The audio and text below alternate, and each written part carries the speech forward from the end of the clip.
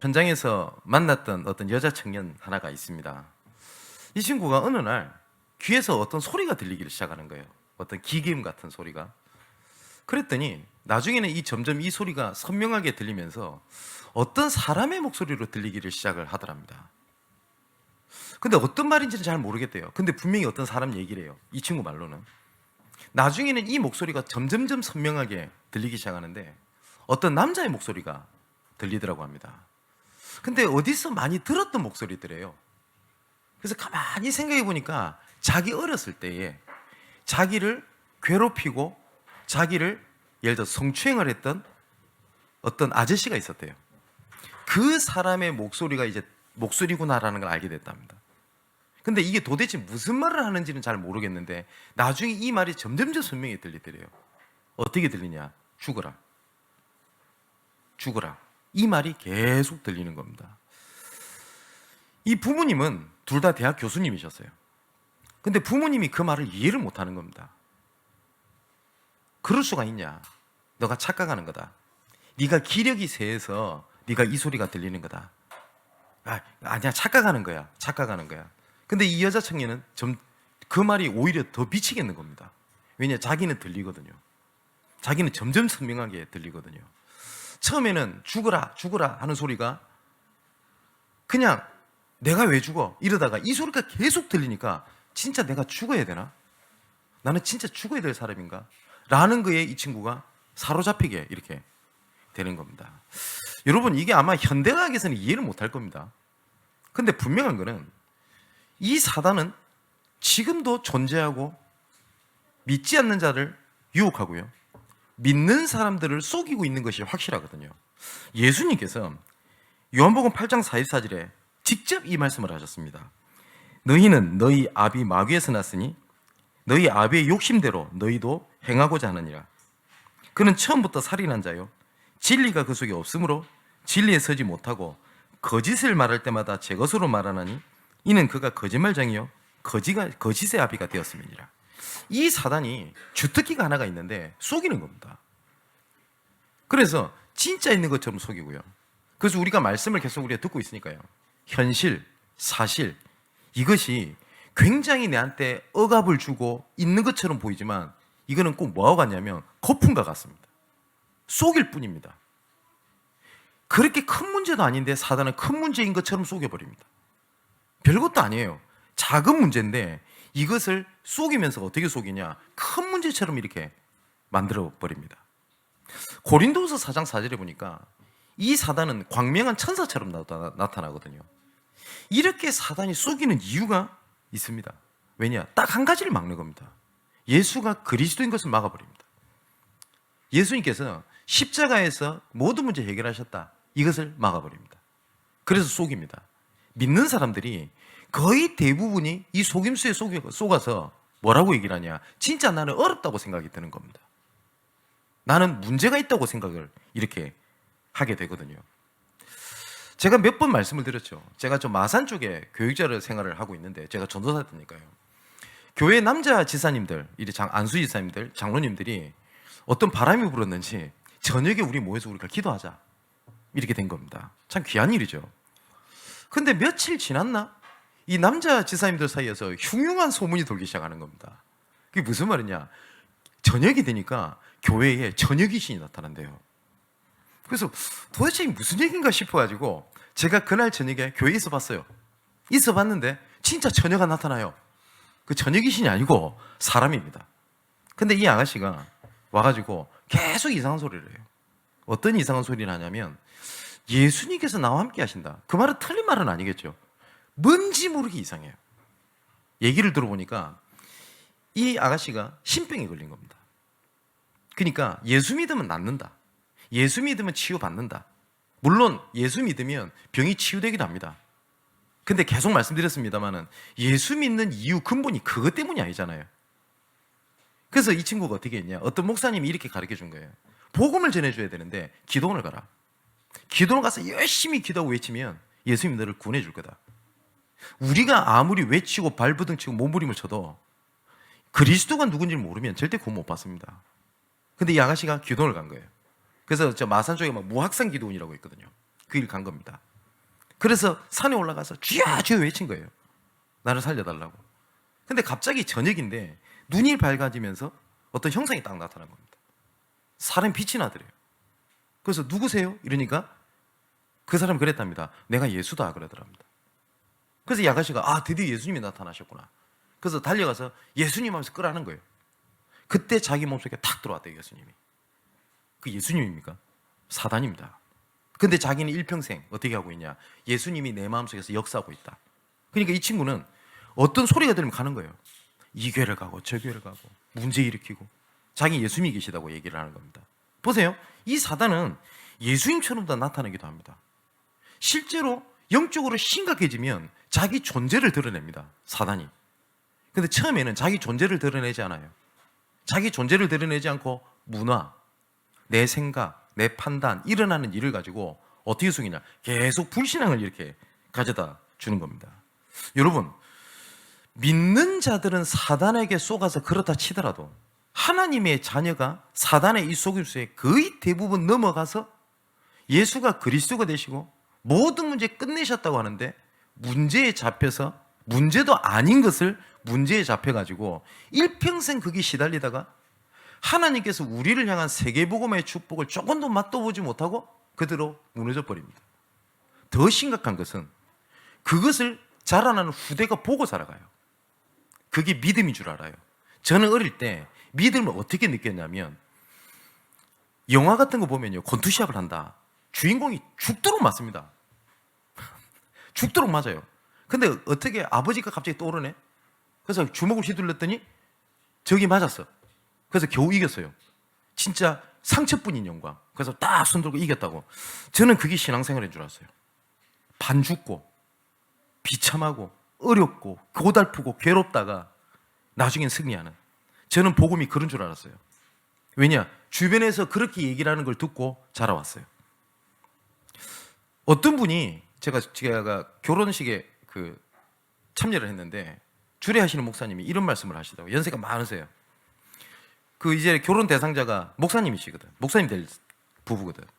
그게 뭐라고 얘기했냐? 이 두 가정을 위해서 기도해 주셔야 된다고. 왜냐? 무릎으로 기고 고생하며 고난 가운데서 걷다가 이렇게 살아가야 될 이 부부를 위해서 기도해 줘야 된다고.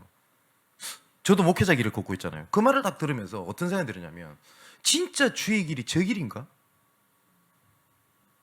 아마 목사님이 본인이 느끼기에는 그 길이 그 길이었던 것 같아요. 근데 우리가 이런 식으로 후대들이 복음을 알면 됩니까? 아니죠. 아닌 말로 우리는 이렇게 살다 가더라도 우리 후대들이 예수가 그리스도가 된 복음의 능력이 그겁니까? 아니잖아요. 이 사단이요. 계속 그런 식으로 불신앙을 가져들어서 속입니다. 이 불신앙의 기준은 어디에 있냐면 나한테 있어요. 내가 힘들다. 내가 어렵다. 내가 상황이 안 좋다. 믿음은 하나님께 달려 있습니다. 믿음은요. 나중에 말씀드리겠습니다만은 종교에서 말하는 믿음 뭐냐? 잘 될 거야. 언젠가는 해결될 거야. 축복받을 거야. 잘 될 거야. 잘 될 거야. 가 기준인데 성경이 말하는 기준은요. 하나님께서 복을 주실 거야가 믿음이 아닙니다. 뭐냐면 하나님이 누구시냐. 근데 그 하나님이 누구신지 우리는 알 수 없단 말이에요. 그래서 하나님께서 그리스도를 보내신 겁니다. 그래서 그리스도를 아는 만큼 하나님을 알도록 말씀되신 거예요. 그래서 그리스도께서 십자가에서 모든 문제 해결하셨다. 그분이 선지자 되시는 그리스도, 제사장 되시는 그리스도, 왕 되신 그리스도가 누군지 아는 만큼 하나님께서 일을 진행해 가십니다. 그죠? 근데 우리가 하나님의 능력을 받아야 된다라고 얘기를 합니다. 하나님의 능력. 근데 이 하나님의 능력 받아야 된다 하면 전부 다 아멘 합니다. 그죠? 능력을 받아야 됩니다. 근데 어떤 능력을 받아야 되죠? 저 목사님이 기도했더니 병이 다 낫더라. 병 고치는 능력. 예, 그것도 필요하겠죠. 어떤 분들은 어떤 분은 보면은 일을 이루어지고 그런 것도 능력이겠죠. 근데 하나님께서, 예수님께서 이런 말씀하셨습니다. 아무것도 염려하지 마라 라고 말씀하셨거든요. 하나님 자녀에게 진짜 보좌의 능력 중에 능력이 뭐냐면 속지 않는 하나님의 믿음입니다. 내가 병 고치는 능력, 능력이 있고 경제에 대해 응답을 받고 병고침도 일어나고 했는데 나는 항상 염려, 두려움 속에 살고 있다. 그럼 그게 능력입니까? 아닙니다. 나의 무능도 상관이 없고 나의 연약함도 상관이 없고 내 한계도 상관이 없다. 왜냐? 하나님이 나와 함께 계시기 때문에. 그게 능력입니다.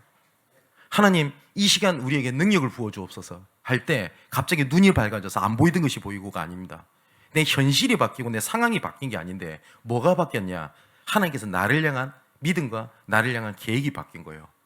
그랬더니 그전에는 염려, 불안이 나를 무너뜨리는 이유였는데 함께 하시는 것을 봤더니 그것이 오히려 나를 강하게 하시고 갱신시키시고 하나님께 발판하시는 하나님의 새틀이 되는 겁니다. 오늘 불신앙이 무너지는 하나님의 은혜가 있기를 주님의 이름으로 축원을 드립니다. 자, 오늘 본문의 11절에서 13절에 하나님께서 이렇게 말씀하시죠. 네가 누구를 두라하며 누구로 말미암아 놀랍기에 거짓을 말하며 나를 생각하지 아니하며 이를 마음에 두지 아니하냐. 하나님께서 진단을 하셨어요. 뭐라고 말씀하셨냐? 너희들이 나를 보지 않으니 뭐예요? 뭘로 두려워하고 무엇을 말미암아 놀랍게 거짓말하냐. 이것은 무슨 거짓말이죠? 이거 문제예요. 문제 아닌데 사단이 거짓말하게 속이는 겁니다. 문제야, 위기야, 재앙이야, 어려움이야 라고 얘기를 하는 겁니다. 그러니까 하나님께서 뭐라고 진단하시냐? 나를 생각하지 아니하며 이를 마음에 두지 아니하냐. 그러면서 하나님께서 이렇게 말씀하십니다. 네 공의를 내한테 보이라. 네가 행한 일이 전부 다 무익하니라. 그리고 네가 부르짖을 때에 네가 모은 우상들이 들에게 너를 구원하게 하라. 그것들을 밤에 바람에 날려가겠고 기운에 불려갈 것이다. 하지만 나를 은혜하는 자는 땅을 차지하겠고 나의 거룩한 산을 기업으로 얻으리라. 하나님께서 이렇게 말씀하시는 거예요. 너가 의지하고 생각하는 그것 가지고 네 염려, 불안, 두려움 없애보라는 거예요. 이것이 다 바람에 날려가는 것이 아무것도 될 수 없다. 하나님께서 뭐라고 말씀하세요? 나를 생각하지 아니하지 않냐 라고 말씀을 하시는 거예요. 우리가 믿음이 좋다 아니면 믿음이 강하다고 하는데 우리 믿음이 어디에 잡혀 있냐가 되게 중요하거든요. 잘 될 거야를 믿는 것은 믿음 아닙니다. 그거 종교 생활에서 종교인들이 하는 기도는 그 믿음 아닙니다. 그죠? 잘 될 거야, 부처님이 축복해 주실 거야, 그거랑 하나님이 축복해 주실 거야, 하나님이 부처님과 똑같은 존재고 그 수준인 거 아닙니까? 아닙니다. 자, 성경에 일어나는 거 보십시오. 마태복음 8장에 보면 백부장의 믿음에 대한 얘기가 나옵니다. 예수님께서 이 백부장의 믿음을 어떻게 칭찬을 하시냐면 이스라엘 중에서 이만한 믿음을 내가 보지 못했다 라고까지 표현하십니다. 이 백부장이 자기 하인이 병이 들었어요. 예수님을 찾아갑니다. 하나님, 예수님, 우리 하인을 치유해 주십시오. 그랬더니 예수님 그럽니다. 그래, 너희 집에 가자. 그랬더니 뭐라고 하는지 압니까? 이 백부장이 예수님이 오실 필요 없어요. 왜냐하면 저도 하인이 있는데 명령하면 그대로 됩니다. 그런데 예수님께 직접 오실 필요 없고 지금 이 시간 말씀만 하시면 내 하인이 치유될 줄 믿습니다. 이 백부장은 예수님이 치유해 주실 거야를 믿은 게 아니라 예수님이 누군지를 알았어요. 그죠? 그래서 예수님이 이렇게 말씀하십니다. 내가 진실로 너희에게 이르노니 이스라엘 중 아무에게서 이만한 믿음을 보지 못하였느라 가라, 네가 믿음대로 될지어다 하시니 그 즉시 하인이 나으니라. 자, 백부장의 믿음은요, 내 하인이 치유받을까라는 믿음이 아니었어요. 예수님이 누군지를 알았어요. 그죠? 예수님 직접 오셔서 뭘 해야 된다고 생각하잖아요. 그럴 필요 없다라는 거예요. 말씀만 하시면. 자, 또 뿐만 아닙니다. 한 관리가 딸의 죽음을 두고 예수님을 찾아와요. 그래서 어떻게 말씀하시냐면 여기 두 가지를 비교하는 게 저는 일부러 그렇게 두 가지를 비교했다고 봐요. 한 관리가 똑같은 비슷한 상황입니다. 자기 딸이 죽었단 말이에요. 그랬더니 예수님, 우리 딸이 죽었어요. 살려주세요 라고 하니까 예수님께서 뭐라고 말씀하시냐면 내가 너희 집에 갈게. 이러니까 이 관리는 예, 우리 집에 와주세요 라고 얘기를 해요.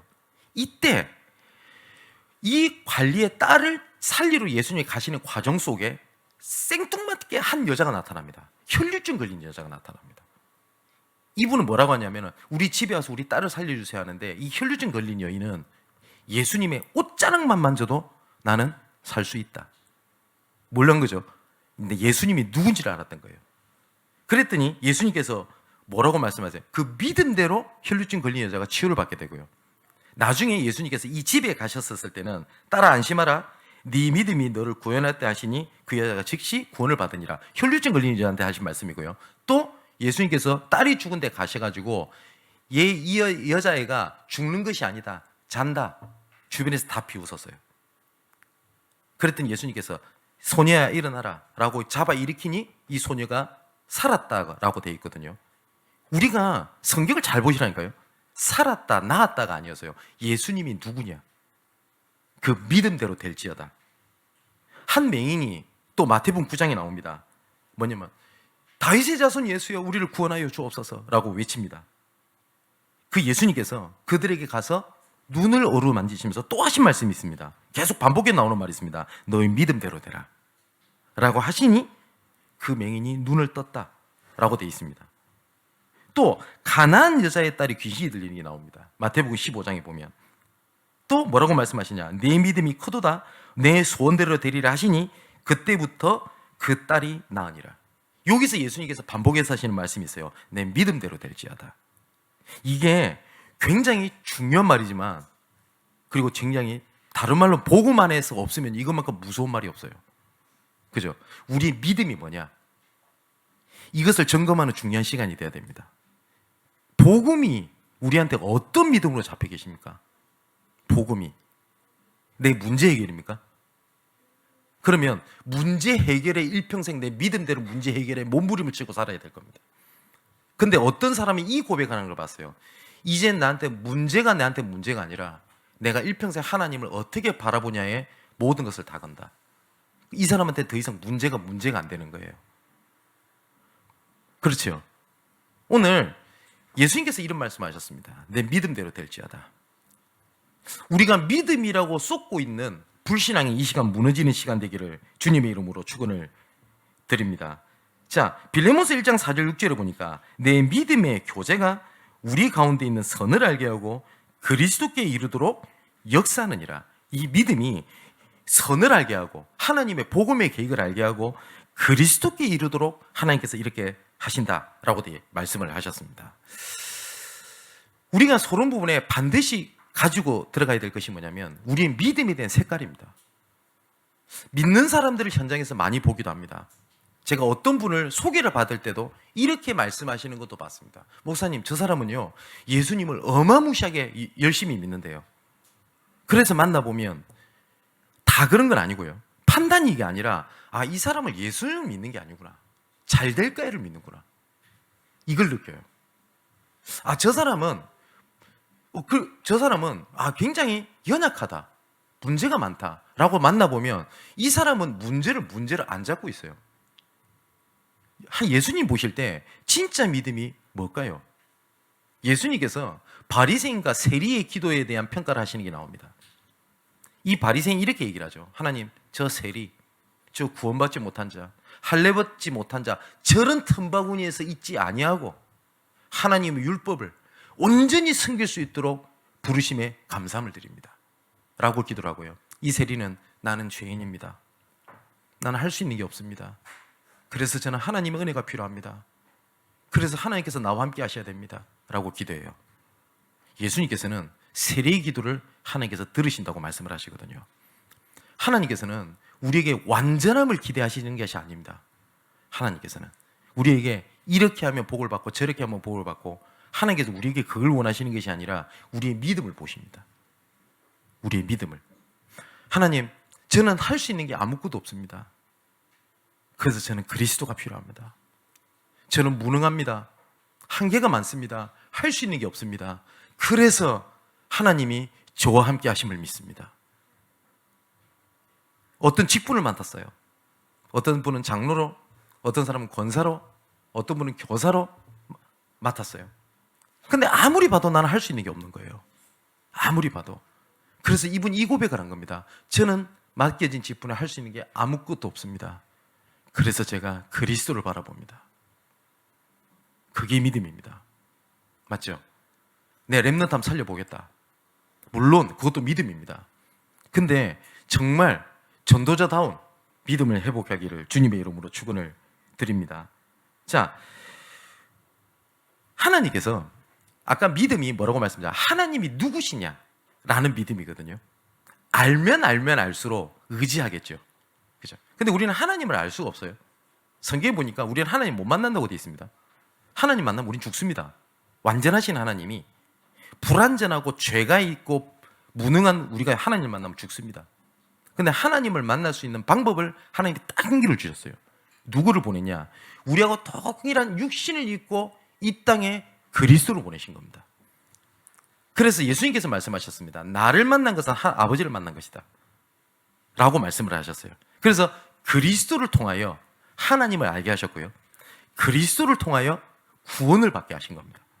그래서 우리는 성부, 성자, 성령 하나님을 얘기를 다 합니다만은 예수 믿고 구원받는다, 예수 그리스도 이름으로 기도한다, 예수 그리스도 이름으로 사단아 떠나가라. 왜 자꾸 예수 그리스도를 강조하냐? 하나님의 방법이 예수 그리스도를 통하여 하나님을 만나도록 하신 겁니다. 자, 그러면 이 그리스도께서 무슨 일을 하셨냐? 모든 문제를 십자가에서 다 끝내셔버린 겁니다. 예수님께서. 요한복음 19장 30절에 예수님께서 십자가 위에서 마지막으로 선포하셨던 내용입니다.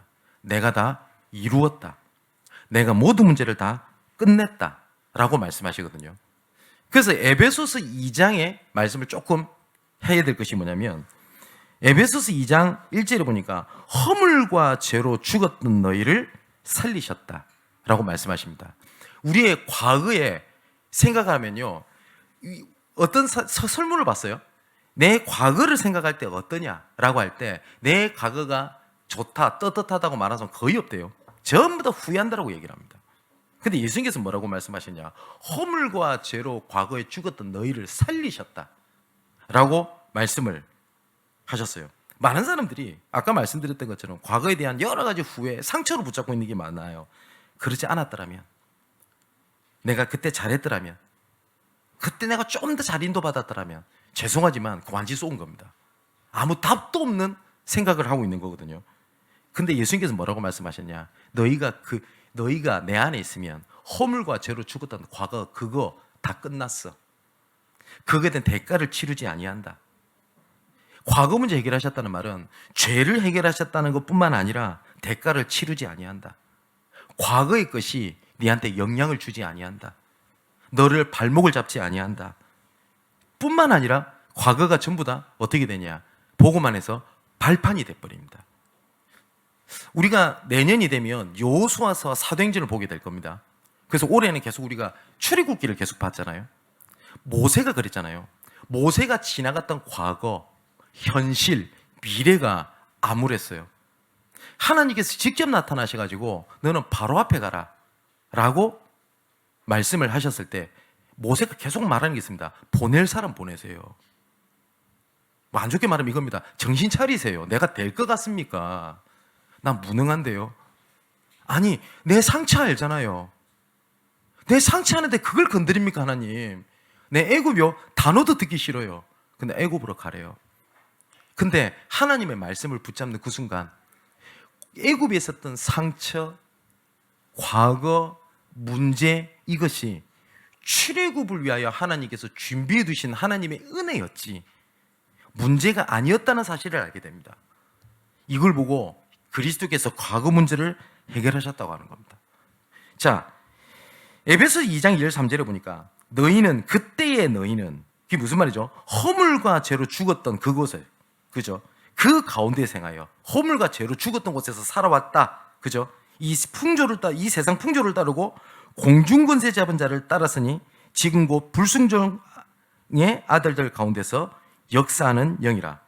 전에는 우리도 다 그 가운데서 육체 욕심을 따라 지내며 육체 욕심이 원하는 것을 하여 다른 이들 같이 본질상 진노의 자녀였더니, 하나님께 평가하신 겁니다. 내가 오늘을 살아가는 것 같지만 허물과 죄로 죽었던 그 가운데서 행하여, 여기에 플러스 사단의 속임수에 빠져 본질상 진노의 자녀로 있던 이거 십자가에서 예수님이 선언하신 겁니다. 다 이루었다, 다 끝냈다 라고 말씀을 하셨어요. 자, 우리 사랑하는 성도 여러분, 이제부터 일어나는 모든 일을 이것부터 시작을 하고 들어가셔야 됩니다. 이게 어디서 왔지? 왜 이렇지가 아니라 이미 이것은 그리스도께서 모든 문제 끝냈다. 그렇기 때문에 나한테는 문제가 아니다. 문제가 아니라면 하나님의 계획이 있는 거예요. 맞죠? 여기서 모든 말씀인도 성령인도 여기서 다 나옵니다. 우리가 문제가 생기면요, 이 문제를 해결하려고 하거든요. 예수님께서 오늘, 아니 하나님께서 오늘 말씀하신 겁니다. 네가 생각하는 해결 방안 해봐. 바람같이 다 날아가게 된다는 것을 알게 할 것이다 라고 오늘 본문에 말씀을 하셨단 말이에요. 뿐만 아닙니다. 미래의 모든 문제까지도 예수님께서 모든 문제를 해결하셨습니다. 자, 보십시오. 우리 과거, 현재, 미래 모든 문제를 해결하셨던 하나님의 방법을 딱 한 단어를 말하면 뭔지 압니까? 그리스도께서 과거에도 함께 했고 지금도 함께 하면 미래에 내가 너와 함께 하겠다. 그러면 끝난 겁니다. 그죠? 내가 치유받았다. 그래도 함께하는 것이 없다면 또 다시 그 문제에 시달려야 돼요. 그죠? 제가 워낙 문제가 많았어요. 신학생 시절 때도 돈 없지, 배경 없지, 여러 가지 오해도 사지, 문제 있지. 해결해야 될 게 한두 가지가 아니에요. 그래서 저는 어떻게 믿음을 배웠냐면 이 모든 것들을 구체적으로 기도해라 라고 배웠어요. 그래서 막 써봤어요. 저는 말하는 것보다 쓰는 것이 편한 사람이라 써봤더니 야, 논문을 쓰겠대요. 문제, 갈등, 어려움 이거 기도 제목을 쓰니까 이거 기억도 다 못하겠어요. 그러니까 결론이 뭐가 나오냐면 암울하대요. 내가 해결받아야 될 게 너무 많아요. 어떻게 결론이 되냐? 저는 교육자 생활만 하면 안 되겠더라고요. 자격이 안 되겠더라고요. 문제가 너무 많으니까. 근데 하나님 은혜죠. 딱 한 단어를 알게 된 겁니다. 요한복음 19장 32절. 내가 다 이루었다. 그때 어떤 생각이 들었냐면 예수님은 다 끝냈다고 하는 그거, 나는 그걸 문제로 구체적으로 응답받아야 됐다고 쓰고 앉아 있는 거예요. 그때부터 제가 하나님 앞에 믿음을 드린 겁니다. 문제 갈등이 그때부터 없었냐? 아니요, 계속 왔어요. 어려움 계속 왔습니다. 그때마다 하나님 앞에 내 스스로 사단 앞에 선언하는 겁니다. 이미 십자가에서 그리스도께서 다 끝냈다. 그것 때문에 이건 문제 아니다. 그러면 하나님 계획이 있는 거잖아요.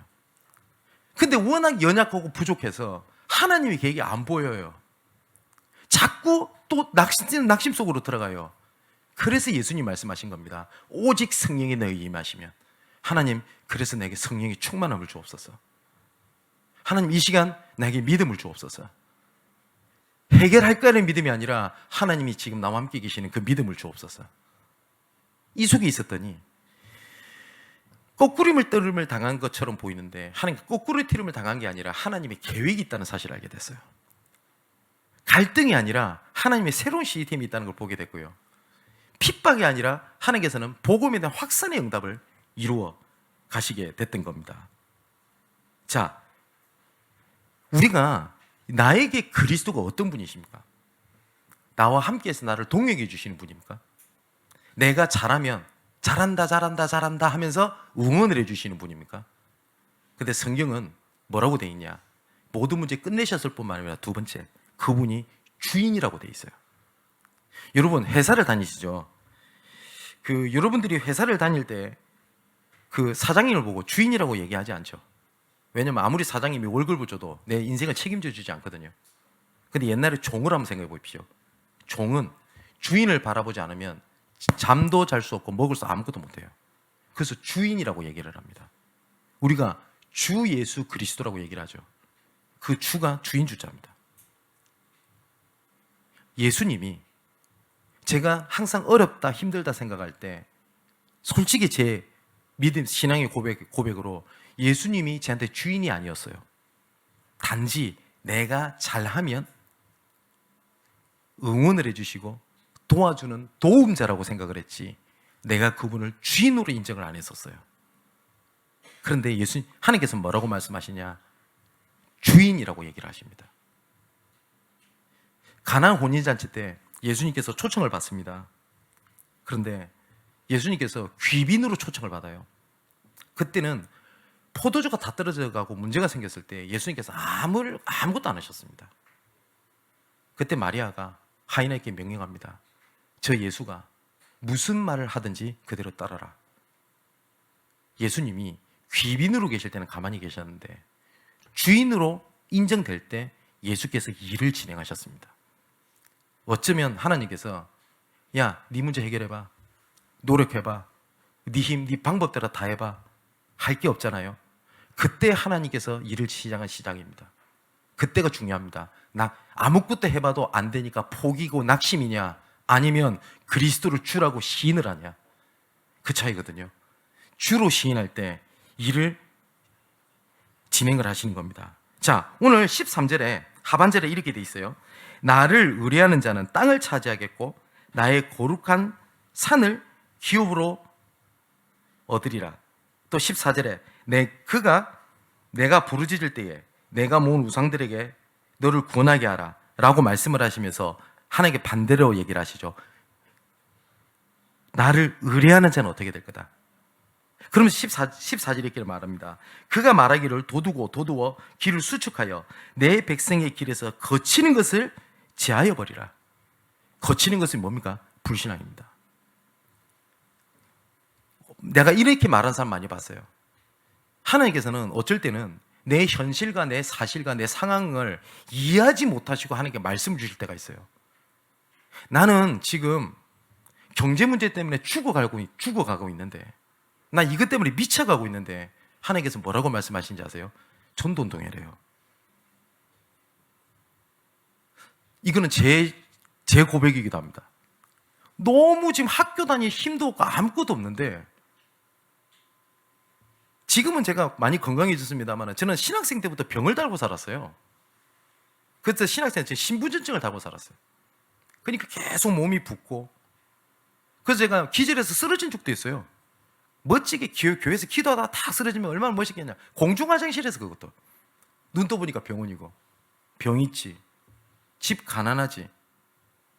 그리고 그때 당시에 집안에서는 우리 아버지는 불신자시지, 어머니는 제 복음 전하는 거 이해 못하고 니 혼자 전도하러 다니냐, 교만한 자식아, 이러면서 욕하지. 집안의 형제들은 다 문제 가운데 다 빠져가지고 있지. 야, 이 뭔가 싶은 거예요. 근데 말씀을 계속 주시는데 하나님은 전도운동하래요. 그때 제가 하나님 앞에 이 생각을 했어요. 하나님은 내 상황을 신경도 안 쓰시는구나. 내 형편을 아시는 주님. 그 찬양의 가사가 그렇게 싫었어요. 내 형편을 아시는 게 아니더라고요. 그런데 하나님께서 내 형편을 아시고 하신 말씀입니다. 성경에 똑같이 예수님께서 말씀하셨습니다. 예루살렘에 회복할 때가 언제입니까? 때와 기한은 아버지께서 두셨으니 그 너희가 알 바가 아니요 오직 성령이 너희 임하시면 너희가 권능을 받고. 우리가 이런 얘기 많이 합니다. 우선은 제가 헌신하는 것도 중요하고 제가 복음 운동하는 것도 중요한데 이거부터 치유받아야 돼. 이거부터 해야 돼. 저거부터 해야 돼. 이런 얘기들을 주변에서 하는 걸 많이 들었어요. 죄송하지만 제가 단언할 수 있는데 그게 불신앙입니다. 그럼에도 불구하고 하나님의 계획 속에 있는 자를 하나님께서 그냥 두시지 아니합니다.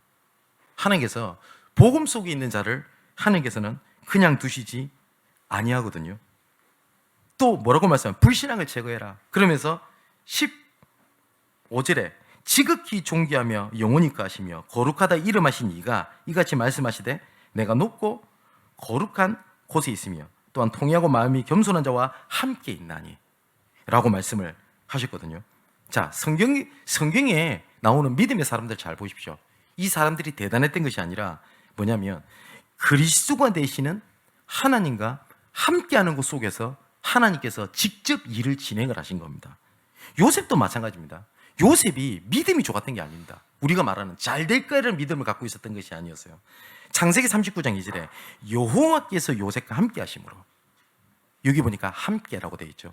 그랬더니 보디발이 뭘 봤다고요? 여호와께서 그와 함께 하심을 보며 또 여호와께서 그의 범사에 형통하심을 보았더라. 보디발도 뭘 봤냐면 요셉이 하나님과 함께 하는구나. 하나님께서 우리에게 주신 답이 함께거든요. 모세도 마찬가지입니다. 우리가 모세를 통해서 우리가 계속 봤듯이 하나님께서 야, 가나안 땅 올라가, 축복 다 해줄게. 근데 난 너랑 함께 하지 않을 거야. 그럴 때 모세가 이렇게 얘기를 합니다. 주께서 친히 가지지 아니하시리거든 우리를 가나안 땅에 올려보내지 마옵소서. 그러면서 뭐라고 고백을 하냐면 나와 주의 백성이 주의 목전에 은총을 입은 줄 무엇으로 알리까? 주께서 우리와 함께 행하심으로 나와 주의 백성을 천한 만민 중에 구별하심이 아닙니까? 구별하신 것을 딱 하나를 얘기했어요. 함께 하시지 않습니까? 근데 우리는 자꾸 어디를 구별 두죠? 난 예수 믿는데 나는 이거밖에 안 돼. 그래서 우리 가족들 가정복음 하려고 하는데 예수 믿는 내가 더 가난하고 못 나오고 있거든. 그러니까 이것 때문에 내가 우리 가족들 복음 못 전할 거라는 생각이 드는 거예요. 내가 좀 더 축복받고 좀 더 잘 되는 모습 보여야 우리 가족한테 복음 전할 건데 틀린 생각이잖아요. 단 한 가지입니다. 함께입니다. 사무엘도 마찬가지죠. 사무엘이 자라매 여호와께서 그와 함께 계셔서, 그죠? 또 뭐라고 되어 있죠? 21절에는 여호와께서 실로에서 나타나시되 여호와께서 실로에서 여호와의 말씀으로 사무엘에게 자기를 나타내시니라. 사무엘이 누렸던 것도 한계, 딱 한 단어입니다. 함께입니다. 다윗도 마찬가지죠. 다윗이 성경에 나오는 인물들 중에서 최고 일을 했던 것은 사실입니다. 근데 그 최고 일을 했던 다윗은 오히려 뭐라고 고백하냐면 시편 131편에 여호와여 내 마음이 교만하지 아니하고 내 눈이 오만하지 아니하오며 내가 큰 일과 감당하지 못한 놀라운 일을 하려고 힘쓰지 아니하나이다. 실로 내가 내 영혼으로 고요하고 평온하게 하기를 젖된 아이가 그의 어머니 품에 있음 같게 하였나니 내 영혼이 젖된 아이와 같도다. 이스라엘아 지금부터 영혼까지 여호와를 바랄지어다. 뭘 얘기했죠? 함께입니다. 함께 계시다면 내 무능, 한계, 연약함, 영적 문제, 갈등, 이것은 문제가 되지 아니한다라고 말씀을 하시는 거거든요. 바울도 서신서에서 가장 얘기를 많이 했던 게 그리스도 예수 안에서라는 단어입니다. 그 안에서, 은혜 안에서. 예수님께서 공생애에 3년 동안 하셨던 수많은 일들이 있습니다. 아까 소론 얘기했듯이 병자도 고치고 혈류증 걸린 여자도 고치고 다 있잖아요. 근데 이걸 한마디로 딱 말하면 마가복음 3장 13절 15절입니다. 뭐냐? 자기가 원하신 자들을 부르시니 주께 나온지라 뭐요? 자기와 함께 있게 하시고 또 그 다음에 전도도 하며 귀신 내어 쫓는 권능도 가지게 함이니라. 우리 한국말이 재밌어요. 여기 보니까 도, 접속사 도가 붙였거든요. 그러니까 함께 있게 하시고 이게 주죠. 전도도 하며 이게 뭐죠? 따라오는 거예요. 귀신 내어 쫓는 권능도 있게 하려 함이니라. 근데 예를 들어서 함께 계시며 전도를 하고 이러면 의미가 달라져요. 그죠? 근데 전도도 하며 이렇게 되어 있는 겁니다. 이제 결론을 맺겠습니다. 보좌의 축복이 나의 삶 속에 나타나는 시작이 어디서부터 시작되냐면 거치는 것, 불신앙을 무너뜨리는 것부터 시작됩니다. 이제부터 내가 불신앙을 안 하겠다라고 결단을 한다고 불신앙을 안 할 수 없습니다. 근데 우리는 자꾸 내가 불신앙을 안 하려고 하고 내가 믿음을 가지려고 하거든요. 근데 그게 아니라 불신앙을 가져주는 사단의 머리를 박살낸 그리스도가 어떤 일을 하셨고 그리고 나와 어떻게 행하시며 어떤 계획을 가지고 복음의 작품을 만들려고 하시는지를 말씀을 통해서 알아갈 때 그때부터 뭐가 되냐면 보좌의 축복이 내 삶 속에 이제 응답으로 작품으로 나타나기를 시작을 합니다. 자, 그래서 14절에 내 백성의 길에서 거치는 것을 제하여 버리라 라고 말씀하신 겁니다. 함께 하시는 은혜 속에 나의 무능이 상관없어요. 내가 오히려 무능하기 때문에 하나님을 바라볼 수 있게 되는 하나님의 응답이지 무능이 나한테 걸림돌이 되지 않습니다. 내 한계, 내가 못하기 때문에 하나님께서 앞서 일을 진행하시겠다고 돼 있어요. 나는 내가 어떻게 살아갈 계획, 하나님은 뭐라고 말씀하시냐? 너를 향한 완벽한 계획을 갖고 내가 이끌어 함께하고 있다라고 말씀을 하셨습니다. 그걸 보고 하나님께서 함께 하시는 비밀입니다. 이제부터 어떤 일이 있을 때마다 하셔야 될 게 있어요. 왜냐하면 내가 어떤 일이 있을 때마다 기도하지 마시고요. 기도하는 것 속에 일에 대한 하나님의 계획을 찾는 겁니다. 사역을 하면서 제가 기도하려고 하면 할 게 너무너무나 많아요. 제가 나중에 저번에 몇 번 말씀드렸고 한 번씩 또 말씀을 드리는 게 제가 주일날 저녁이 되면 오늘이 되면 웬만하면 주일날 오후에 스케줄을 제가 잘 안 잡습니다. 그러면 딱 가면 뭘 하냐면 일주일 동안 주셨던 말씀이 있죠. 특히 이번에는 중직자 대회도 있었고 많았어요. 그런 이 말씀을 정리를 합니다. 그리고 우리 강단에서 주셨던 하나님의 말씀을 정리를 합니다. 그리고 뭘 하는 거냐? 일주일 동안 사이 스케줄을 쫙 펼쳐요. 그럼 제가 월요일 날 또 저녁에 누구를 만나게 돼 있어요. 원래 정기적인 만남이 아니라. 그러면 분명히 하나님께서는 뭘 두고 기도한지 아세요? 하나님께서 이 사람 만나는 걸 앞두고 말씀을 통해서 내게 뭐라고 말씀하셨지? 어떤 계획이 있을 겁니다. 아니면 내가 어떤 일이 있었겠죠. 뭐라고 말씀하셨지? 이걸 가지고 일주일을 살아갑니다. 근데 일이 생길 때마다 기도하는 거랑 말씀 속에서, 기도 속에서 일을 움직이는 거랑은 보기는 똑같이 보여도 보는 것은 완전히 다르게 봅니다. 문제가 생길 수 있습니다. 내 자녀에게, 내 경제적으로, 내 직장에 문제가 생길 수 있거든요. 초점은 문제가 초점이 아닙니다. 언약이 초점입니다. 이번에 주신 말씀을 통해서 무엇을 확인하기 위하여 하나님께서 이 일을 허락하셨지가 키지. 이 문제가 어디서 왔지? 뭘로 인하여졌지? 네 영적 문제 때문에 그래? 이런 얘기 서로 하죠. 네가 복음이 덜 돼서 그래. 못 깨달아서 그래. 그릇이 덜 돼서 그래. 그거 다 틀린 말입니다. 그 복음 얘기 아닙니다. 하나님께서 무엇을 위하여? 자, 현장에서 일어나는 것도 똑같습니다. 뭐냐면 이 현장에서 일어나는 일마다 기도하는 게 아닙니다. 증거를 가지고 가는 겁니다. 내가 누구를 만난다. 그러면 만났을 때 어떤 하나님의 계획이 있지가 아니라 모든 만남 뒤에는 하나님의 응답의 밭이 있다. 이 증거를 가지고 만나는 겁니다. 교회일도 마찬가지입니다. 교회 일을 할 때 아마 연말이 되면 여러 가지 결정하고 회의할 것들이 되게 많을 겁니다. 오늘도 예배 끝나고 우리 당회로 모입니다. 그럼 장로님들이 결정할 게 되게 많을 겁니다. 그러면 이게 맞냐? 틀렸냐? 이게 우리 기준이 아니에요. 또한 완전한 인도를 받아야 되겠다는 중심은 좋은 중심입니다. 예를 들어서 이번에 어떤 수련회를 간다? 회의를 한다 할 때 도대체 이게 하는 계획이 뭐냐? 알고 가는 것도 중요합니다. 예, 그 중심은 이해합니다.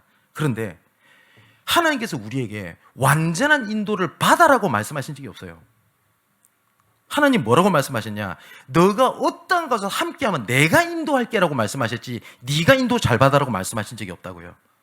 조금 부족할 때가 있을 거예요. 뭐냐?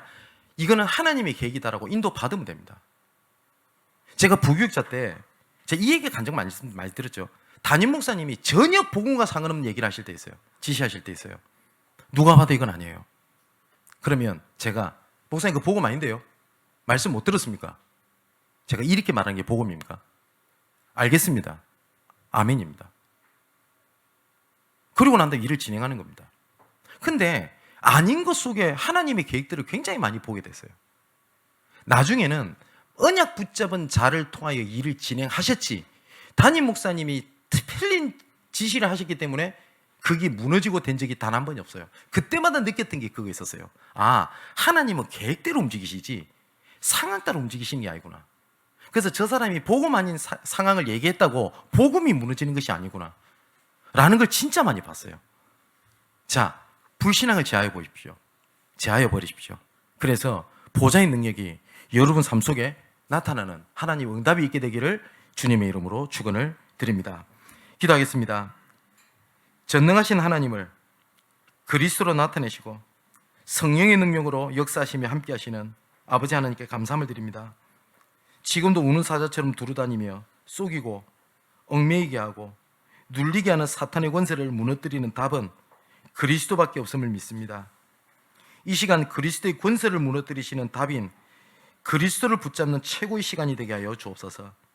이미 십자가에서 과거, 현재, 미래의 모든 문제를 해결하신 그리스도의 능력을 믿는 믿음으로 강건하게 하여 주옵소서. 지금까지 그리스도가 아닌 다른 주인을 붙잡고 있던 것이 그리스도를 주인으로 고백하고 회복하는 시간 되게 하여 주옵소서. 우리의 삶의 길에서 거치는 불신앙을 제하여 버리고 보좌의 축복이 우리 삶 속에 나타나는 시작이 있게 하여 주옵소서. 이 모든 말씀을 그리스도가 되시는 예수님의 이름으로 기도하옵나이다. 아멘.